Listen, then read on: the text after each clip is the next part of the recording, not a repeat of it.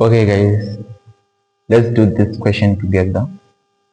Why do we change the order of integration in multiple integral? Justify your answer with an example. Okay, the question is asking you two things. The first part of the question is why? Why do we change the order of integration?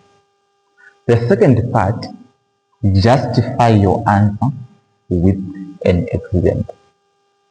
Okay, so we change the order of integration. For example, let's say it's in double integral. We change the order of integration if it is difficult to evaluate the inner integral. Okay, so in double integral, we change the order of integration if it is difficult to evaluate the inner integral. For example, let's say we want to find the double integral of this function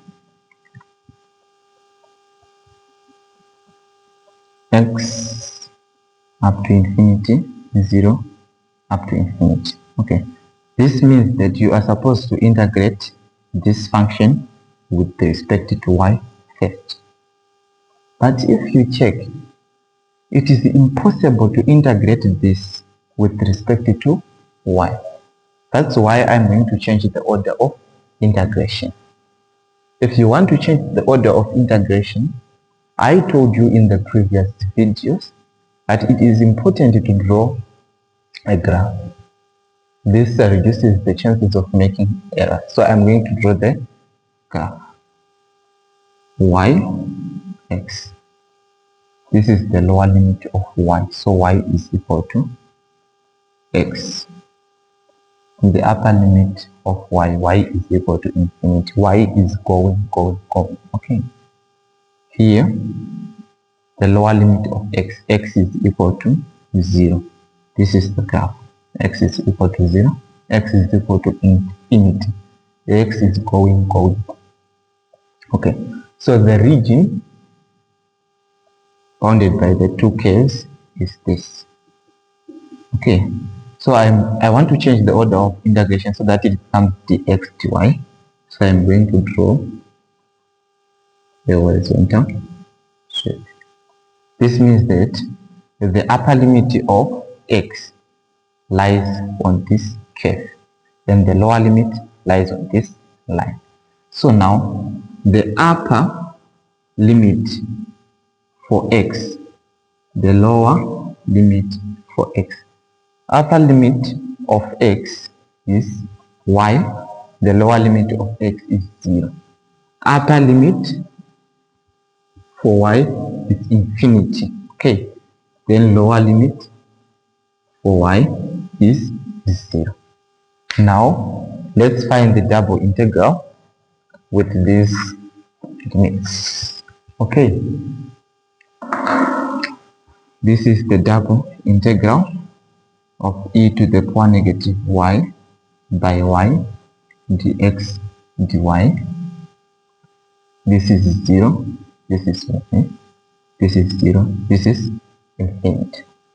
If you integrate this with respect to x, the answer is the integral from 0 up to infinity, okay, e to the power negative y by y into x from 0 up to y dy, which is the integral from 0 up to infinity. Place y here, y will cancel the y. So you will remain with e to the power negative y. If you place 0 here, the whole thing becomes 0. So you subtract 0, it will remain like this, dy.